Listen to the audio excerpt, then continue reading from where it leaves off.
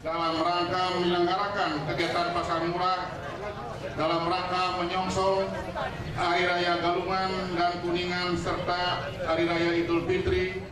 Sekretaris Kabupaten Tabanan Inyoman Wirne Ariwangsa menyatakan, menjelang Hari Raya Keagamaan, masyarakat selalu dihadapkan pada kondisi pasar yang cenderung mengalami peningkatan harga. Untuk membantu meringankan beban ekonomi masyarakat, Pemkab Tabanan melalui Dinas Koperasi dan Perdagangan bekerjasama dengan Bulog dan pihak swasta mengadakan pasar murah. Pasar murah ini sebagai dedikasi dan tanggung jawab terhadap perekonomian daerah.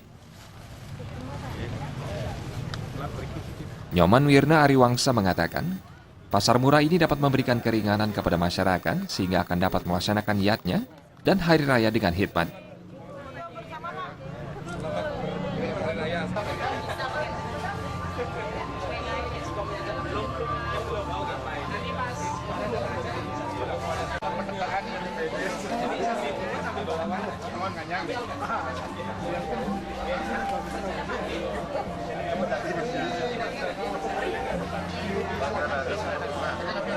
Selamat pagi, Om Swastiastu. Selamat pagi, salam sejahtera untuk kita semua masyarakat. Sini ada balik jus manggis.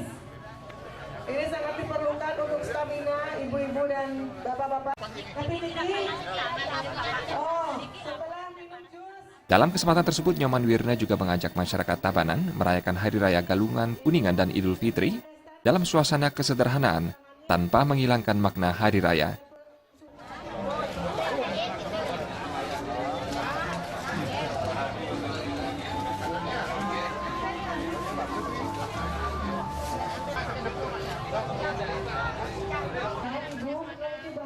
Humas Tabanan melaporkan.